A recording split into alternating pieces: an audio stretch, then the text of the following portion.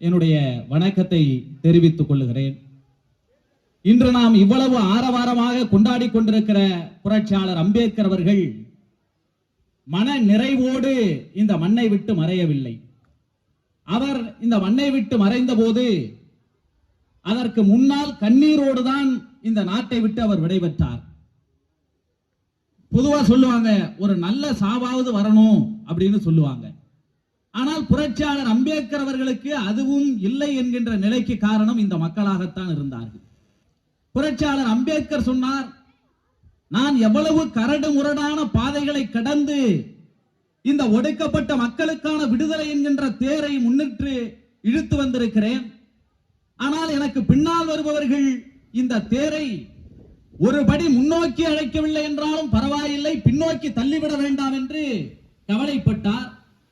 அவர் கவலைப்பட்டதைப் போலவே இன்று பிரிந்து கிடக்கிற மக்களாக, தங்களுக்குள்ளேயே அடித்துக் கொள்ளுகிற மக்களாக, கோயில் திருவிழாக்களில் மூழ்கி கிடக்கிற மக்களாக புரட்சியாளர் அம்பேத்கர் அவர்களுடைய கனவுகளை பின்னோக்கி தள்ளினாலும் அது மட்டுமே எங்களுடைய பணி அல்ல.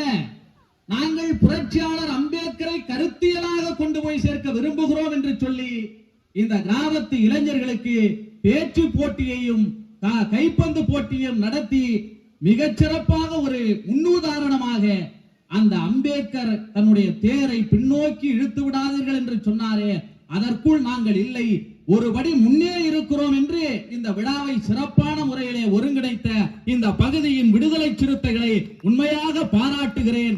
அதுதான் அம்பேத்கருக்கு செய்யக்கூடிய உண்மையான நன்றி கடன் என்பது. தோழர் அவர்கள் பேசுகிற போது சொன்னார், நாம் இன்று எத்தனையோ உரிமைகளோடு இந்த இடத்திலே வந்துவிட்டதனால் புரட்சியாளர் அம்பேத்கரை பற்றி நமக்கு இருக்கிற பார்வையெல்லாம் அவர் ஒரு சாதிக்கான தலைவர், அவர் நாம் உயர்வதற்காக போராடி இருக்கிறார், அதுதான் தெரியும். நாம் இன்று உயர்ந்து விட்டதனால் உயர்வுக்காக போராடி இருக்கிறார் என்கின்ற ஒரே வரியை எடுத்துக்கொண்டு புரட்சியாளர் அம்பேத்கரை தத்துவார்த்த ரீதியாக ஒதுக்கிவிட்டு கொண்டாட்டங்களில் மூழ்கிவிட்டோம். அப்படியான கொண்டாட்டங்கள் இன்று நிகழ்ந்து கொண்டிருக்கிற பொழுது அந்த அம்பேத்கர் என்கின்ற தலைவருடைய கடந்த காலத்தை நினைத்து பாருங்கள். உலகில் எத்தனையோ புரட்சியாளர்கள் தோன்றினார்கள், அவர்கள் எல்லாம் உலகத்திலே சீர்திருத்தங்களை மேற்கொண்டு வந்தார்கள். இந்தியாவிலும் எத்தனையோ புரட்சியாளர்கள் தோன்றினார்கள். அவர்கள் இந்த சாலையிலே ஏன் ஒடுக்கப்பட்ட மக்கள் நடக்கக்கூடாது, அவர்களையும் நடங்க வையுங்கள் என்று சொன்னார்கள். இந்த குளத்திலே ஏன் அவர்கள் தண்ணீர் எடுக்க கூடாது, அவர்களும் மனிதர்கள் தானே, அவர்களும் தண்ணீர் எடுக்க உரிமை கொடுங்கள் என்று சொன்னார்கள். இந்த பிள்ளைகள் ஏன் படிக்க கூடாது, அவர்களுக்கும் படிப்பதற்கு உரிமை கொடுங்கள் என்று சொன்னார்கள். இந்த மக்கள் ஏன் கோயிலுக்குள்ளே வரக்கூடாது, அவர்களுக்கும் கோயிலுக்குள்ளே போவதற்கு உரிமை கொடுங்கள் என்றார்கள். ஆனால் அவர்களை இந்த கோயிலுக்குள் வர விடாதே என்று தடுத்தது யார்? அவர்களை இந்த ரோட்டிலே நடக்க விடாதே என்று சொன்னவன் யார்? அவர்களை தண்ணீர் எடுக்காதே என்று சொன்னவன் யார்? அவனை பற்றி யாரும் பேசவில்லை. அப்படி சொன்னது இந்து மதம் என்று அடித்து கூறிய வரலாற்றில் ஒடுக்கப்பட்ட மக்கள் ஒன்று திரண்டு ஒரு புரட்சியாளரை கண்டார்கள். அவர்தான் புரட்சியாளர் அம்பேத்கர். எது ஆணிவேரோ ஆணிவேரை பிடித்து உழைக்கிறார். இன்று இந்தியா கொண்டாடுகிறது. ஆனால் புரட்சியாளர் அம்பேத்கர் முதலாக நடத்திய போராட்டம் குடிக்கிறதுக்கு தண்ணி எடுக்கிற போராட்டம், அதுவும் பொது குளத்திலே. மகர் சத்தியாகிரகத்திலே பொது குளத்திலே நீர் எடுக்க முடியவில்லை. அதில் ஆடு தண்ணீர் குடிக்கும், மாடு தண்ணீர் குடிக்கும். ஆனால் ஒடுக்கப்பட்ட தலித் மக்கள், உழைக்கிற மக்கள் அந்த பொது குளத்திலே நீர் எடுப்பதற்கு உரிமை இல்லை, நாங்கள் இந்த தண்ணியை குடிக்க கூடாதா என்று மிகப்பெரிய அளவிலே போராட்டத்தை நடத்தினார். அப்படி புரட்சியாளர் அம்பேத்கர் ஒரு கை நீரை அள்ளி அந்த குளத்திலே பருகிய போது ஒரு கவிஞன் எழுதினான், ஓ பாபா சாஹேப் அம்பேத்கர் அவர்களே, நீங்கள் அள்ளி பருகிய ஒரு கை நீரில் எங்கள் 2000 ஆண்டு தாகம் தீர்ந்தது என்று எழுதினார். 2000 ஆண்டு தாகத்தை அந்த ஒரு கை நீரில் அவர் தீர்த்தார் என்று சொன்னால் புரட்சியாளர் அம்பேத்கர் அந்த போராட்டத்தை முன்னெடுத்தியதால் இன்று நாம் இந்த நிலையிலே இருந்து கொண்டிருக்கிறோம். அன்பார்ந்த தோழர்களை சிந்தித்து வாருங்கள். அந்த போராட்டத்திற்கு எது முன்னோடியாக இருந்தது தெரியுமா? வைக்கம் கேரளத்து வீதிகளிலே ஈழவ மக்களும் ஒடுக்கப்பட்ட மக்களும் நடக்கக்கூடாது, கோயில் தெருக்களிலே நடக்கக்கூடாது, நடந்தால் தீட்டு என்று சொன்னார்கள், பார்த்தாலே தீட்டு என்று சொன்னார்கள். அப்படி நடந்தால் பார்த்தால் தீட்டு என்று சொன்ன போது கேரளத்திற்கு போய் அங்கே உரிமை வாங்கி கொடுத்த தந்தை பெரியாரினுடைய வைக்கம் போராட்டம் அதற்கு முன்னோடியாக இருந்தது. அதனால்தான் இன்று வரை தந்தை பெரியாரும் புரட்சியாளர் அம்பேத்கரும் ஒரு நாணயத்தின் இரு பக்கங்கள் என்று சொல்லுவோம். சரி, புரட்சியாளர் அம்பேத்கர் அவர்கள் ஒரு கை நீர் எடுத்த போதே அந்த போராட்டத்தை என்ன செய்தார்கள்? பார்ப்பனர்கள் எல்லாம் மறுநாள் ஒன்று கூடி தண்ணி தீட்டாகிவிட்டது என்று 108 குடத்திலே சாணத்தை கரைத்து அந்த தண்ணியிலே போய் ஊற்றினார்கள். சாணம் கரைத்து ஊற்றினால் அந்த குளம் தீட்டாகாதாம், அந்த குளம் அசுத்தமாகாதாம். ஆனால் அம்பேத்கர் கைப்பட்டால் அந்த குளம் அசுத்தமாகிவிடும் என்று இந்து மதம் சொல்லுகிறது. அந்த அளவிற்கு இந்த மதம் புரட்சியாளர் அம்பேத்கரை விரட்டி அடித்தது. அதனால் அம்பேத்கர் அந்த மதத்தை விரட்டி அடித்தார். நாம் இன்று அதிகாரங்களை பெற்றிருக்கிறோம், அதனால் இன்று கொண்டாட்டங்களிலே மூழ்கி இருக்கிறோம். ஆனால் இந்தியாவின் மிக உயரிய படிப்பை படித்த அம்பேத்கர் ஏன் வெளிநாடுகளுக்கு போனார்? ஏன் இந்தியாவிலே எத்தனையோ தலைவர்கள் படிக்கிற பொழுது புரட்சியாளர் அம்பேத்கர் ஏன் வெளிநாடுகளுக்கு போனார்? ஏனென்றால் இந்த இந்திய நாட்டில் புரட்சியாளர் அம்பேத்கருக்கு படிப்பதற்கான சூழல் இல்லை. உலக நாடுகள் எல்லாம் போய் படித்து வந்த பிறகும் கூட பரோடா சமஸ்தானத்திலே அவருக்கு வேலைக்கு சேர்ந்த போது தங்குவதற்கு இடமில்லைன்னு சொல்லிட்டான், விரட்டி அடித்தார்கள். எந்த அம்பேத்கருக்கு தங்குவதற்கு இடமில்லை என்று விரட்டி அடித்தார்களோ அந்த புரட்சியாளர் அம்பேத்கர் தான் இந்த நாட்டுக்கான அரசமைப்பு சட்டத்தை வழங்கி இந்தியாவினுடைய அடையாளமாக இருக்கிறார். இந்தியாவினுடைய அடையாளமாக இருக்கிறார். உலகத்திலே நீங்க பாருங்க, சிலைகள் புரட்சியாளர் அம்பேத்கருக்கு எவ்வளவோ சிலைகள் இருக்கிறது. உலகில் எந்த தலைவனுடைய கையிலும் புத்தகங்களோடு சிலை இருக்காது. புரட்சியாளர் அம்பேத்கருக்கு புத்தகம் இல்லாமல் சிலை இருக்காது. அந்த அளவிற்கு இந்தியா முழுவதும் ஒடுக்கப்பட்ட மக்கள் அம்பேத்கருக்கு சிலை வைத்திருக்கிறார்கள். அந்த புத்தகம் அரசமைப்பு சட்டம் என்று சொல்லி வைத்திருக்கிறார்கள். காந்தியோடு தான் போராட்டம். தோழர் பேசுகிற பொழுது சொன்னார், நாம் இன்று எத்தனையோ தலைவர்களை தேடிக்கொண்டிருக்கிறோமே, அரசியல் அதிகார உரிமையை இந்த ஒடுக்கப்பட்ட மக்களுக்கு பெற்றுக் கொடுக்க வேண்டும். என்ன கேட்டார்? இந்த இந்து மதத்திற்கு உள்ளேதானே நாங்களும் மனிதர்களாக இருக்கிறோம், எங்களையும் இந்து என்றுதானே சொல்லுகிறார். பிறகு ஏன் எங்களுக்கு அரசியல் அதிகாரத்தில் உரிமை இல்லை? எங்களுக்கு ஏன் இந்த ரோட்டிலே நடக்க உரிமை இல்லை? எங்களுக்கு ஏன் வழிபட உரிமை இல்லை? எங்களுக்கு ஏன் கல்வி பயில உரிமை இல்லை? அப்பொழுது காந்தி சொன்னார், நாமெல்லாம் இந்து மதத்துக்குள்ளே இருந்து கொண்டு இதையெல்லாம் சரி செய்து கொள்ளலாம். அதற்கு எங்களுக்கு வாய்ப்பே கிடையாது. எங்களை தனியாக ஒடுக்கப்பட்ட மக்களாக, தனி சிறுபான்மையினராக, இஸ்லாமியர்களைப் போல, கிறிஸ்தவர்களைப் போல, சீக்கியர்களைப் போல எங்களையும் நடத்துங்கள், நாங்கள் இந்துக்கள் அல்ல என்று காந்தியோடு போர் புரிந்தார். அவ்வளவுதான். அது அவ்வளவு பெரிய போராட்டம். அப்படி காந்தியார் அவர்கள் உண்ணாவிரதம் இருந்து நமக்கு கிடைத்த இரட்டை வாக்குரிமையை, ஒடுக்கப்பட்ட மக்களுக்கு கிடைத்த இரட்டை வாக்குரிமையை தடுத்து நிறுத்திய போது நன்றாக சிந்தித்து பாருங்கள். இந்தியாவே காந்தியின் பக்கம் நிற்கிறது. ராஜாஜி நிற்கிறார், பட்டேல் நிற்கிறார், கோகலே நிற்கிறார், நேரு நிற்கிறார். இந்தியாவே காந்தியின் பக்கம் நிற்கிறது. காந்தி நான் உண்ணாவிரதம் இருந்து இந்த உரிமையை அம்பேத்கரிடம் போய்விட்டார், அந்த மக்களுக்கு போய்விட்டால் நான் செத்து விடுவேன் என்று மிரட்டுகிறார். எழுத்துல கத்தி வச்ச மாதிரி அம்பேத்கர் போகிற இடங்கள் எல்லாம் போராட்டம். இந்தியாவே காந்தியின் பக்கம் நின்றது. ஒரே ஒரு தலைவர் மட்டும்தான், காந்தியின் உயிர் போனாலும் போகட்டும், நீங்கள் ஒடுக்கப்பட்ட மக்களின் உரிமைக்காக நில்லுங்கள் என்று சொன்னார். அவர் தந்தை பெரியார் அவர்கள். காந்தி தான் எழுதினார். அந்த காந்தியினுடைய அடிமைத்தனத்துக்காக இந்த மக்கள் இருக்க வேண்டும் என்று நினைத்த போது அம்பேத்கரோடு நின்றவர் தந்தை பெரியார்.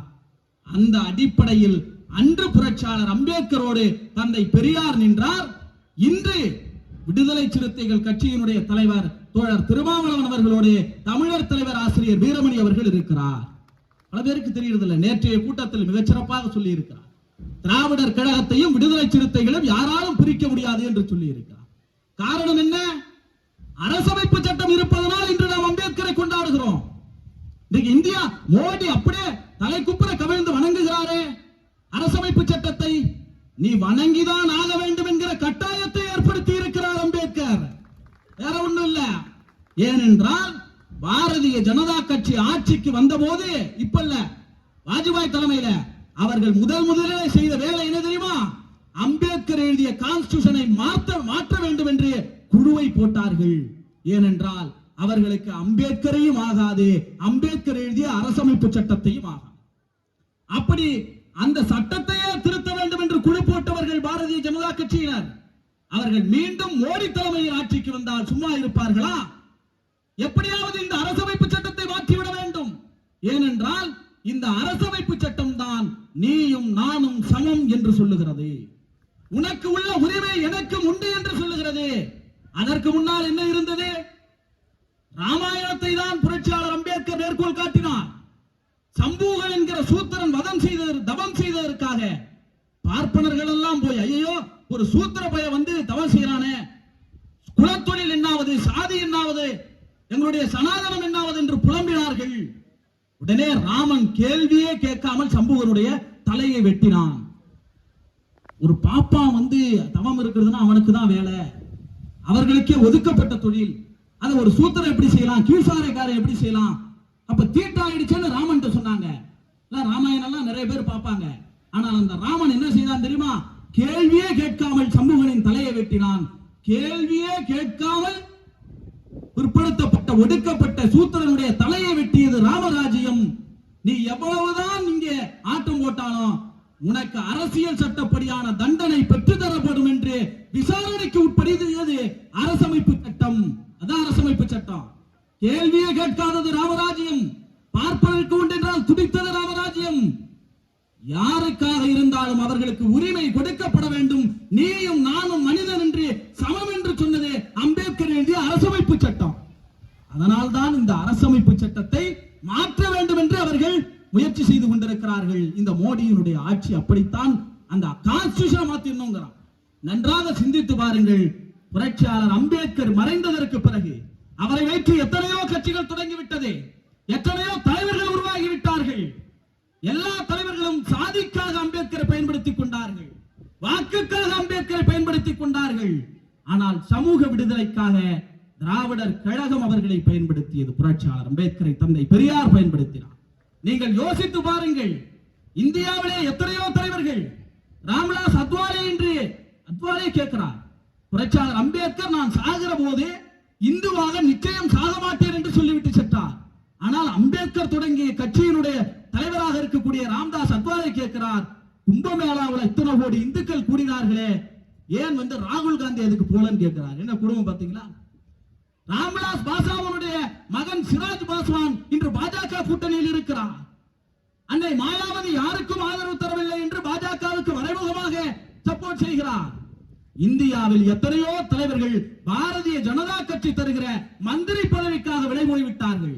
பாரதிய ஜனதா கட்சி தருகின்ற பணத்திற்கும் ஆசைப்பட்டவர்களோடு விலை போய்விட்டார்கள்.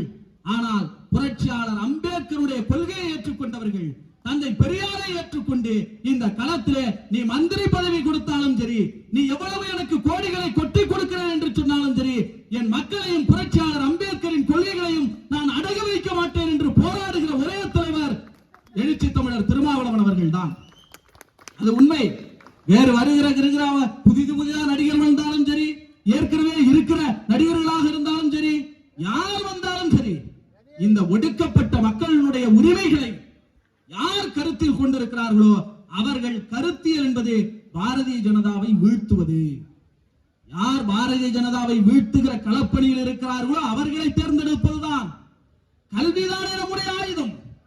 புரட்சியாளர் அம்பேத்கரை எதற்காக கொண்டாடுகிறோம்? கோயிலுக்கு தருகிற காணிக்கையை விட ஒரு ஏழைக்கு தருகிற கல்வி மேலானது என்று சொன்னார். படிப்பு தான் புரட்சியாளர் அம்பேத்கரை தலைவராக்கியது. அவர் போட்ட கோட்டு சட்டையினுடைய அடையாளம் என்பது கல்வியினுடைய அடையாளம். நாம் எல்லாம் எவ்வளவு நீங்க எல்லாம் கூலிகளாக இருக்கிறோம், எல்லாம் விவசாய கூலிகளாக இருப்போம். எவ்வளவு ஒடுக்குமுறையை நாம் அனுபவித்து விவசாய கூலிகளாக இருந்தாலும், எத்தனை ஒடுக்குமுறையை சிந்தித்தாலும் நமக்கு இருக்கிற ஒரே ஒரு கனவு என்ன? என் பிள்ளை படிக்கணும், எப்படியாவது படிக்கணும். படிச்சணும். நீங்க 1 லட்சம் கொடுங்க, 2 லட்சம் கொடுங்க, நான் உனக்கு 10,000 ரூபாய் தரேன், 20,000 தரேன், உன் பிள்ளைய மட்டும் பள்ளிக்கு அனுப்பாத. நீ 10 கோடி கொடுத்தாலும் என் பிள்ளைய நான் படிக்க வைப்பேன்னு சொல்றவங்க தான் எளிய மக்கள். அந்த அளவுக்கு கல்வி என்பது இந்த மக்களுக்கு மிகப்பெரிய ஆயுதமாக இருக்கிறது. அந்த கல்விக்கு ஒருத்தன் காசு கொடுக்க மாட்டேங்கிறேன்னு சொன்னான்னா அதை எதிர்க்க வேண்டியது ஒவ்வொரு அம்பேத்கரிஸ்டுடைய கடமையா இல்லையா? அப்படி இந்த கல்விக்கு 2152 கோடி ரூபாய் உன் பிள்ளை படிக்கிறதுக்கு நான் தரமாட்டேன்னு பாஜக காரன் சொல்றான். இதை யார் கண்டிக்கிறார்களோ, யார் எதிர்க்கிறார்களோ அவர்களின் பின்னால் நில்லுங்கள். ஏனென்றால் நமக்கு முக்கியம் கல்விதான். கல்வி அவ்வளவு. அம்பேத்கர் வருகையின் போது இந்த மக்கள் எப்படி கொண்டாடினார்கள்? அந்த மக்கள் எப்படி கொண்டாடினார்கள்? யாரோ ஒருத்தர் வெளிநாடு போய் படிச்சுட்டு வராரா, அவர் கார்ல வந்து இறங்குறாரா, நம்ம சாதியை சேர்ந்தவரா, துறைமார்களை போல இருக்கிறாரா, இங்கிலீஷ்ல பேசுறாரா. மக்கள் ஓடினார்கள். யார் வரா? அம்பேத்கரா? அம்பேத்கர் எப்படி சொன்னாங்க? அவர் துறைமார் மாதிரி இருக்கிறாரா, இங்கிலீஷ்ல பேசுறாரா. புரட்சியாளர் அம்பேத்கர் பேசிய ஆங்கிலமும், புரட்சியாளர் அம்பேத்கர் போட்டிருந்த கோட்டு சட்டையும், அவருடைய அதிகாரமும் கோடிக்கணக்கான ஒடுக்கப்பட்ட மக்களின் அடையாளமாக மாறியது. எல்லாரும் படிச்சான். அப்பதான் யாரா அவரு படிக்க சொல்றாரு நம்மள. அந்த படிப்பை புரட்சியாளர் அம்பேத்கர் அடையாளமாக்கினார். என் பிள்ளைகளை எல்லாம் படிக்க வையுங்கள், படிக்க வையுங்கள் என்று தமிழ்நாடு முழுவதும் 94 வயதிலும் கூட மூத்திர சட்டியை சுமந்து கொண்டு ஊரூராக போய் புரட்சியாளர் அம்பேத்கரின் தோழராக இருந்து தந்தை பெரியார் இந்த மண்ணிலே களமாடினார். இன்னைக்கெல்லாம் பெரியாரை எல்லாம் சுலபமா சொல்றாங்க. நீங்க நல்லா பாத்துங்க. இன்னைக்கு ஓட்டுக்காக அம்பேத்கரை யார் வேண்டுமானாலும் ஆதரிக்கலாம். ஆனால் கடந்த காலங்களிலே இந்த நாடு அம்பேத்கரை கைவிட்ட போது அவர் கையை பிடித்து இந்த உலகத்தில் நான் கண்ட 2 அறிவாளிகள், ஒருவர் புத்தர், இன்னொருவர் அம்பேத்கர் என்று சொன்ன தலைவர் தந்தை பெரியார் அவர்கள். இந்த பிணைப்பை யாராலையும் அசைக்க முடியாது. இந்த கருப்பு சட்டைகளை யாராலும் விலைக்கு வாங்க முடியாது. அதனாலதான் இன்றைக்கும் இதை எடுத்து கூறிக்கொண்டிருக்கிறோம். அந்த கல்விக்கு நான் நிதி தர மாட்டேங்கிறான். நன்றாக பாருங்க. ஆங்கிலம் பேசக்கூடாதுன்னு சொல்றாங்க சில தலைவர்கள். ஏண்டா இந்திய திணிக்கிறேன்னு கேட்டா, இல்ல 3வது மொழியா ஒண்ணு வச்சீங்க, நிறைய படிக்கட்டுமே, நிறைய படிக்கட்டுமே. என் தலைமுறை இப்போதுதான் ஆங்கிலம் கற்று படிச்சு வரான், மேல வரான். உள்ள வெள்ளக்க இங்கிலீஷ்ல பேசுறதுன்னா தாய்மார்களுக்கு எவ்வளவு மகிழ்ச்சி. இப்ப அதை தடுத்து நிறுத்தணுங்கிறான். இப்ப இந்தி வரலன்னு சொன்னா, இந்தியை எதிர்க்கணும்னா என்ன செய்யணும்? ஆங்கிலத்தை நீ வானான்னு சொல்லுன்னு பெரிய பெரிய சீமான்களை எல்லாம் களத்தில் இறக்கி கொடுக்கிறார்கள். ஆங்கிலம் என்பது எவ்வளவு அவசியம் என்பதை இந்த நாட்டிலே உணர்த்திய தலைவர்கள் புரட்சியாளர் அம்பேத்கர் தன்னுடைய கல்வியின் மூலம் உயர்த்தினார். ஊரூராக சென்று தந்தை பெரியார் அதை எல்லோருக்கும் உணர்த்தினார். ஆங்கிலத்தில் படி. மயில்சாமி அண்ணாதுரை உயர்ந்திருக்கிறார். எத்தனை தலைவர்கள் இன்றைக்கு அறிஞர்களாக வந்திருக்கிறார்கள். அவர்கள் எல்லாம் இந்தியாவிலேயே இன்னைக்கு சிறந்தவர்களாக விளங்கி கொண்டிருக்கிறார்கள். இப்போது ஒரு சட்டம். உண்மையிலுமே நாம் எல்லோரும் பெருமைப்பட வேண்டிய விஷயம் என்ன தெரியுமா? இந்தியாவில் எத்தனையோ நாடுகள் இருந்த தலைவர்கள் இருந்தாலும் கூட, எத்தனையோ மாநிலங்கள் செயல்பட்டாலும் கூட, இன்னமும் புரட்சியாளர் அம்பேத்கர் எழுதிய அரசமைப்பு சட்டத்தை பாதுகாக்கிற முன்னணி மாநிலமாக தமிழ்நாடு இருக்கிறது என்று சொன்னால் அதற்கு முத்துவேல், கருணாநிதி, ஸ்டாலின் என்கின்ற ஒரு மனிதர் முக்கியமான காரணம். பல பேருக்கு விமர்சனம் இருக்கலாம். சில பேர் உள்ளத்துல ஏதாவது வேறு வேறு கட்சிகள் இருப்பாங்க. நீங்க வேறு வேறு கட்சிகளில் இருந்தாலும் யோசித்து பாருங்கள். ஆளுநர் தன்னிடத்திலே ஒரு அதிகாரத்தை வச்சிருக்கிறான். ஆளுநர் ரவி, RSS ரவி, அந்த அதிகாரத்தை வைத்துக் கொண்டு தமிழ்நாட்டுக்கு நீ என்னதான் மசோதாக்கள் நிறைவேற்றானோ, நான் பர்மிஷன் தரமாட்டேன். ஏன் தரமாட்டேன்? என்னிடத்துல அதிகாரம் இருக்கிறது, நான் சென்ட்ரல் மினிஸ்டர்ல இருக்கிறேன், குடியரசுத் தலைவருடைய அதிகாரம் இருக்கிறது எல்லாம் சொன்னார்கள். உன்னிடத்திலே அதிகாரம் இருக்கிறதா? உன்னிடத்திலே குடியரசுத் தலைவருடைய பவர் இருக்கிறதா? உன்னிடத்திலே மோடி இருக்கிறாரா? உன்னிடத்திலே ராமன் இருக்கிறாரா? என்னிடத்திலே அம்பேத்கர் எழுதிய அரசமைப்பு சட்டம் இருக்கிறது என்று சொல்லி உச்சநீதிமன்றத்தில் வழக்கு போட்டது தமிழ்நாடுடைய அரசு. துணைவேந்தரா நியமிக்க மாட்டேன்னு ஆளுநர் ரவி சொன்னாரு. பல்கலைக்கழகங்கள் எல்லாம் வேந்தரே மு.க. ஸ்டாலின் அவர்கள் தான் என்று அம்பேத்கர் எழுதிய அரசமைப்பு சட்டம் சொன்னது. இது உண்மையிலுமே புரட்சியாளர் அம்பேத்கருடைய வெற்றி. அதை அம்பேத்கரை பயன்படுத்தி இன்னமும் பாதுகாக்கிற மாநிலமாக தமிழ்நாடு இருக்கிறது. அதுதான் இந்தியாவிலே தனித்துவமான அடையாளம். எல்லாம் கும்பமேளாவில போய் குளிச்சுட்டு வரான். கும்பமேளாவிலும் மத பண்டிகைகளும் எல்லோரும் மூழ்கி கிடக்கிறார்கள். கடவுளுக்கு பின்னால் மூழ்கி கிடக்கிறார்கள். ஆனால் தமிழ்நாட்டிலே நாம் நூலகங்களை உருவாக்கி கொண்டிருக்கிறோம். கோயில்களை கட்டுவதாலோ அல்லது கோயிலுக்கு பூஜை செய்வதாலோ புனஸ்காரங்கள் செய்வதாலோ கொண்டாட்டமா போயிடுச்சு. ஆனால் புரட்சியாளர் அம்பேத்கருடைய சிலை எப்படி அடையாளமாக இருக்கிறதோ, அவருடைய மெய்யான கனவு என்பது நூலகங்கள் தான். நூலகங்களை கட்டுங்கள். நூலகங்கள் தான் முக்கியமானவை. எவன் ஒருவன் புத்தகத்தை எடுத்து படிக்க ஆரம்பிக்கிறானோ, எவன் ஒருவன் புரட்சியாளர் அம்பேத்கரை முழுவதாக வாசிக்கிறானோ, அவன் எந்த திருவிழாவுக்கும் போக மாட்டான், எந்த கோயில் கட்டணும்னு நினைக்க மாட்டான். அது அடிப்படை. நீங்க படிச்சு பாருங்க. படிக்கிற இளைஞர்களுக்கு மனமாற படிக்க வேண்டும். ஏனென்றால் தன்னுடைய வாழ்நாள் முழுவதும் புரட்சியாளர் அம்பேத்கர் இந்த இந்து மதத்திற்கும் கடவுள்களுக்கும் எதிராக போர் தொடுத்துக் கொண்டிருந்தார். சாதாரண வழி கிடையாது. அதெல்லாம் என்னன்னா எல்லாம் கோயில் மணி ஆட்டிக்கிட்டு இருக்கிற தோழருடைய பெயர் என்ன? நந்தன் அவருடைய பெயர். பாவி பறையா, சிதம்பரம் ஒரு கேடா, வெந்ததை தின்னுட்டு வீட்டுல போய் படுறான்னு சொன்னா நடராஜர் கோயில்ல. நந்தனார பாவி பறையா, உனக்கெல்லாம் சிதம்பரம் ஒரு கேடாடா, சிவபெருமான் ஒரு கேடாடா, வெந்ததை தின்னுட்டு வீட்டுல போய் படுறான்னா. அப்படி அந்த சிதம்பரத்தில் துரத்தி அடித்தார்கள். இன்னமும் தீண்டாமை சுவர் வச்சிருக்கிறான். நடராஜர் கோயில்ல நீங்க போய் பாத்தீங்கன்னா தெற்கு வாசலை சிமெண்ட் போட்டு பூசி வச்சிருக்கான். எதுக்குடா? நந்தனாருங்கிற ஒரு தலித் இது உள்ள வந்துட்டான், அதனால நான் பூசி வச்சிருக்கிறேன்னு சொல்றான். சிதம்பரம் நடராஜர் கோயிலுடைய நந்தனாருடைய வாயிலை அங்கே அடைத்து வைத்தார்கள், நந்தனை உள்ளே விடாமல். ஆனால் சிதம்பரத்துக்கே நாடாளுமன்ற உறுப்பினராக திரும்ப போய் நாடாளுமன்றத்தில் பேசினார். அதற்கு அரசமைப்பு சட்டம் காரணம். அதுதான் அம்பேத்கர் கொடுத்த உரிமை. அந்த நடராஜர் கோயில்ல ஒடுக்கப்பட்ட மனிதர்களை நந்தனார் வந்தார் என்று சொல்லி மூடி வச்சிருக்கிற அந்த வாசலை உடைக்காமல் எங்களுக்கு விடுதலை இல்லை, நீ அந்த வாசலை தகர்க்க வேண்டும் என்று தீர்மானம் போட்டவர் தமிழர் தலைவர் ஆசிரியர் வீரமணி அவர்கள். எல்லோருக்கும் ஒரே சிந்தனை, அதற்காக சொல்றோம். பழனி கோயில்ல பண்டாரங்களிடம் இருந்தது, தமிழர்களிடம் இருந்தது. அதை பிடிங்கி நீங்க பாப்பாண்ட கொடுத்துட்டான். தமிழ்ல மந்திரம் இல்ல, சமஸ்கிருதத்துல மந்திரம். இந்த கடவுள்கள் எந்த காலத்திலும் இந்த மக்களை புரிந்து கொண்டதில்லை, அம்பேத்கரை புரிந்து கொண்டதில்லை.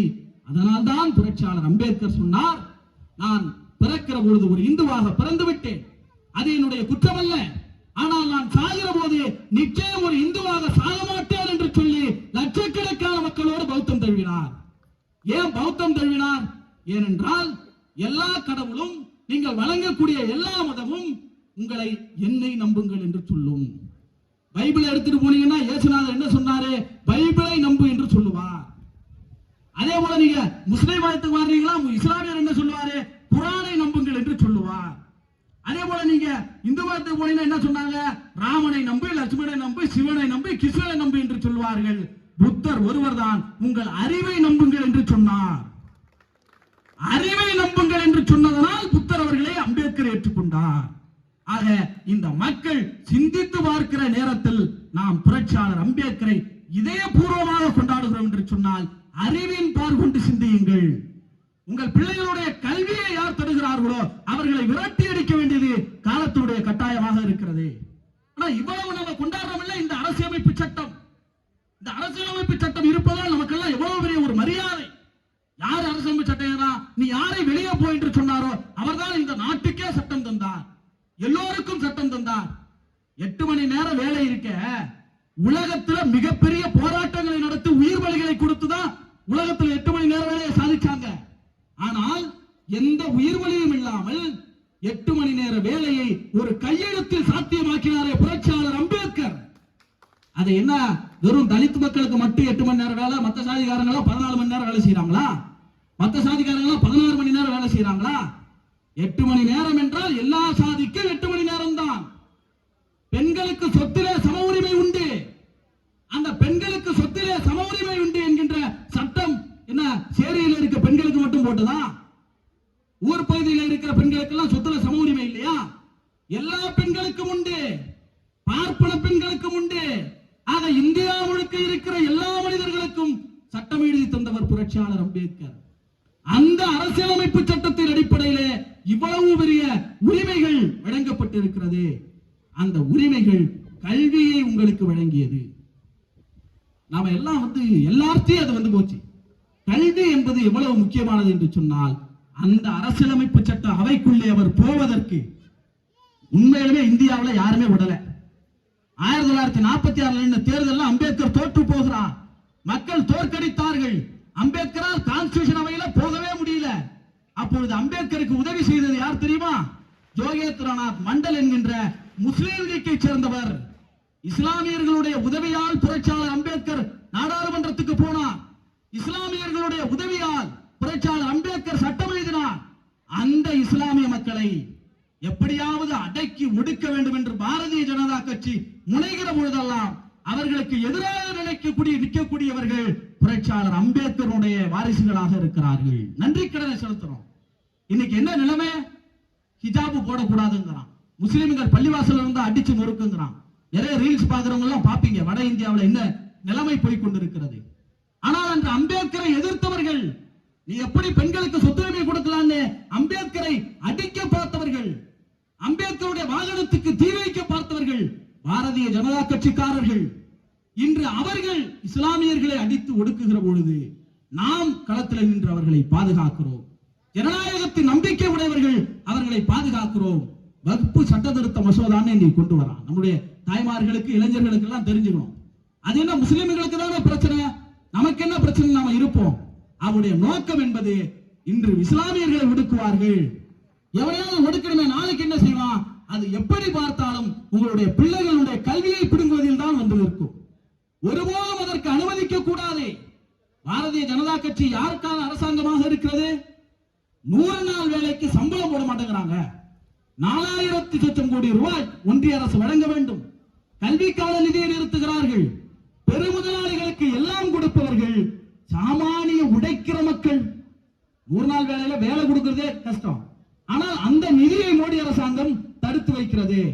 இன்னும் சொல்ல போனால் அன்பார்ந்த உழைக்கிற மக்களே, பெருமுதலாளிகளுக்கு நிதியை வாங்கி கொடுக்கிறவர்கள் எளிய மக்களுக்கு சம்பளங்களை வழங்க மறுக்கிறார்கள். இந்தியை திணிக்க பார்க்கிறார்கள். இந்த அத்தனையும் எதிர்க்கிற கடமையும் அரசியல் தெளிவும் இந்த மக்களுக்கு இருக்க வேண்டும் என்பது கான்ஸ்டிடியூஷனை பாதுகாப்பதில் இருக்கிறது, அரசமைப்பு சட்டத்தை பாதுகாப்பதில் இருக்கிறது.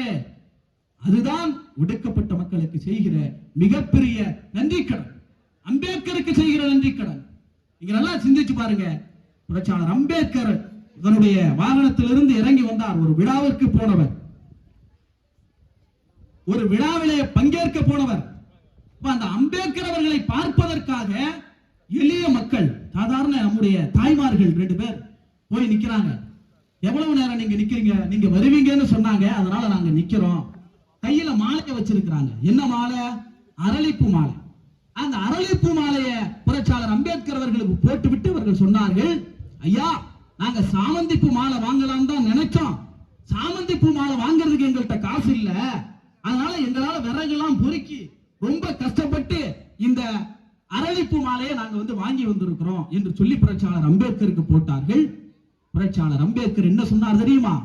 அன்பார்ந்த தாய்மார்களே, உங்களுடைய பிள்ளைகளை மட்டும் என்னை போல கல்வியில் உயர்ந்தவர்களாக, வேலை வாய்ப்பில் உயர்ந்தவராக, சமுதாயத்தில் மதிக்கக்கூடிய மனிதர்களாக என்னால் உருவாக்க முடியவில்லை என்று சொன்னால், ஒரு துப்பாக்கியால் நான் என்னை சுட்டுக் கொண்டு சாவேன் என்று சொன்னாரே, இதை போன்ற ஒரு தலைவரை நாம் இந்தியாவில் பார்க்க முடியுமா?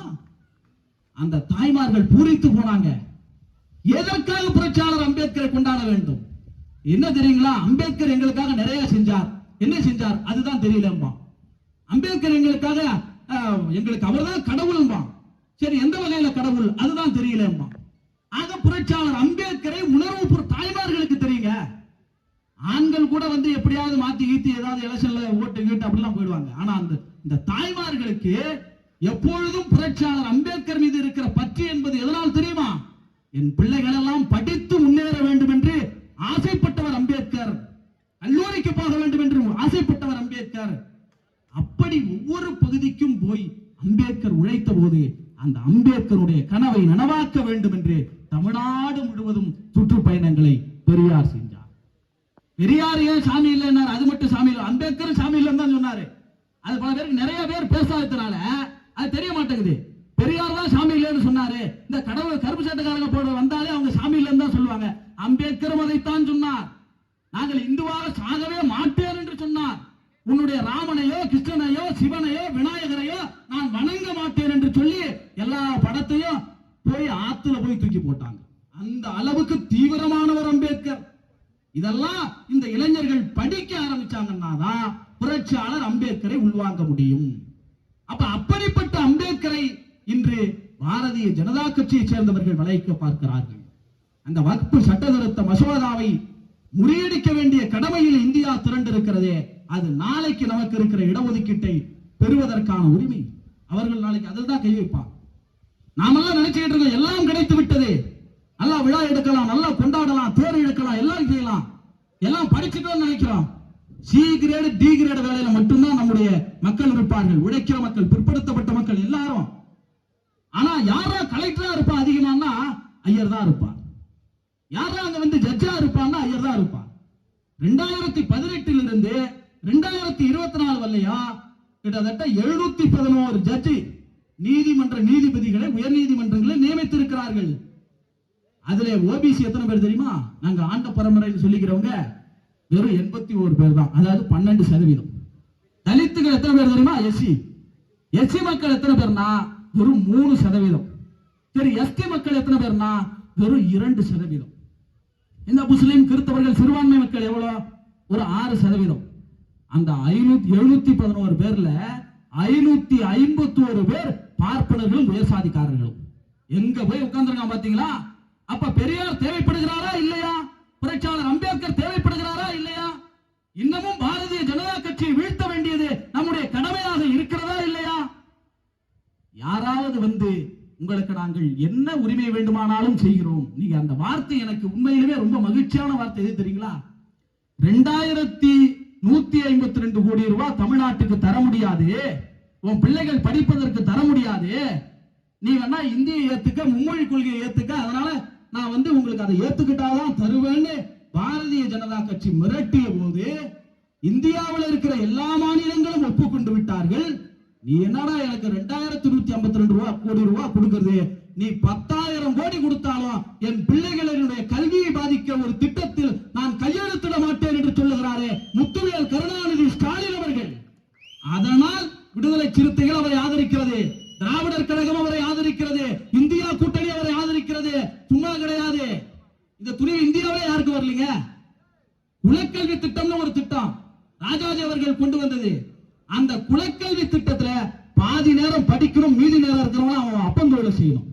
ராஜாஜி கொண்டு வந்த திட்டம். ஏன்னா பாதி நேரம் படிக்கணும்னா அத போல வந்து ஜட்ஜா இருக்கிறவன் உள்ள படிச்சுட்டு வந்து பாதி நேரம் அவன் அப்ப வேலை செய்வான், அல்லது நகை செய்யறவன் உள்ள அவனுடைய அப்ப வேலையை செய்வான், அவன் அதே தொழிலா போயிடுவான். வட்டி கொடுறவன் உள்ள அவன் அப்பா தொழிலை செஞ்சு அதே வேலைக்கா போயிடுவான். நாங்கெல்லாம் வயல் வேலைக்கு போறோமே, சிமெண்ட் மூட்டை தூக்குறோமே, ஜல்லி போடுறோமே, என் புள்ள பாதி நேரம் வந்து ஜல்லி போடணுமா? என் புள்ள டாக்டர் ஆகக்கூடாதா? என் புள்ள இன்ஜினியர் ஆகக்கூடாதா? என்னுடைய மகன் கலெக்டர் ஆகக்கூடாதா? என்னுடைய மகள் டாக்டர் ஆகக்கூடாதா? இதை கேட்டவர் தந்தை பெரியார். ராஜாஜி எதிர்த்தார்.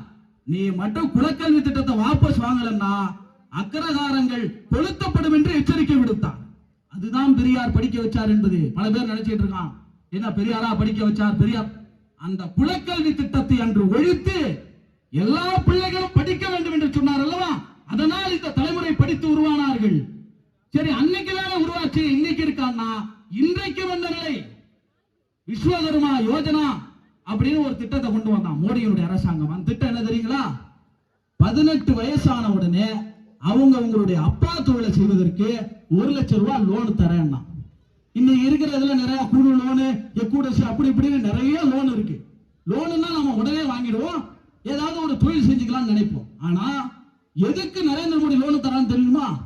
செருப்பு தைக்கிறவங்க செருப்பு தைக்கிற தொழிலை தான் செய்யணும், அப்படி செஞ்சா உனக்கு 1 லட்சம் ரூபாய் ரோடு தரேன்னா.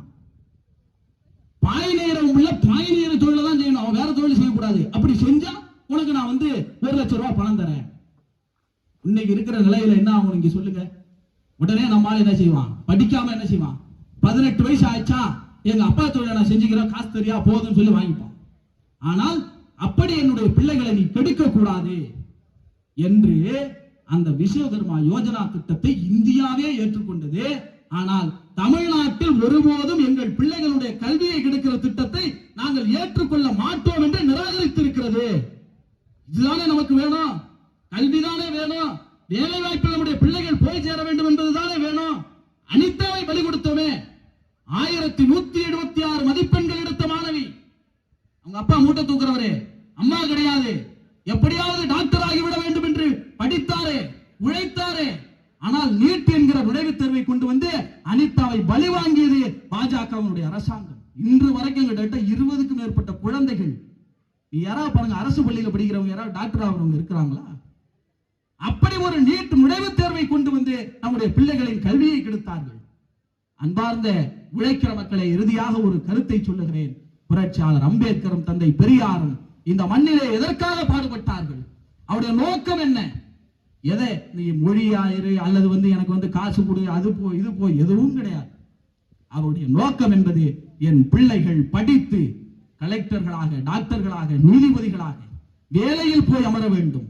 அதற்கான இடஒதுக்கீட்டை உறுதி செய்வதற்கான போராட்டங்களை நடத்தினார்கள். அப்படிப்பட்ட தலைமுறையை பார்த்து மகிழ்கிற தலைவர்களாக, மகிழ்ந்து போகிற தலைவர்களாக அவர்கள் இருந்தார்கள். ஆனால் அவர்கள் மறைகிற பொழுது அவருடைய மனங்களிலே வேதனை இருந்தது. இந்த மக்களை எல்லாம் இப்படியே விட்டுவிட்டு சாகிறேனே, இந்த மக்களை சூத்திர மக்களாக விட்டுவிட்டு சாகிறேனே, பார்ப்பாளருக்கு அடிமையாக விட்டுவிட்டு சாகிறேனே, இந்த பிள்ளைகளை இன்னும் முழுமையாக கல்வி பெறாதவர்களாக விட்டுவிட்டு சாகிறேனே என்ற கவலை 94 வயதில் மூத்திர சட்டியை தூக்கி கொண்டு தந்தை பெரியார் பேசிக் கொண்டிருந்த போது அவருக்கு இருந்தது. எனக்கு பின்னால் வருகிறவர்கள், நான் இவ்வளவு கரடுமுரடான பாதைகளை கடந்து இந்த உரிமை என்கிற தேரை எழுத்து வந்து நிறுத்தி இருக்கிறேன், இடஒதுக்கீடு உரிமை என்கிற தேரை நிறுத்தி இருக்கிறேன், என் பிள்ளைகள் கல்வி படிக்க வேண்டும் என்கிற தேரை நிறுத்தி இருக்கிறேன், என் பிள்ளைகள் அரசாங்க வேலைகளுக்கு போக வேண்டும் என்கிற தேரை இழுத்து வந்து நிறுத்தி இருக்கிறேன்.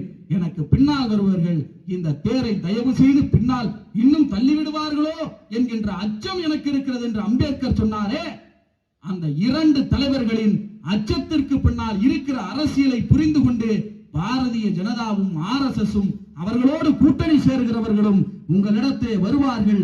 அதை முறியடிக்க இந்தியாவில் யார் தயாராக இல்லை என்றாலும் திராவிட முன்னேற்றத்தின் கழகத்தின் தலைமையிலான கூட்டணி என்பது வலுவாக இருந்து பாரதிய ஜனதா கட்சியை எதிர்க்கும், பெரியார் அம்பேத்கர் கொள்கைகளை வென்றெடுக்கும் என்று சொல்லி களமாடுகிற தோழர்களை ஆதரியுங்கள், அவர்களுக்கு பின்னால் நிறுங்கள், அதுதான் நமக்கான விடுதலை முழக்கம் என்று சொல்லி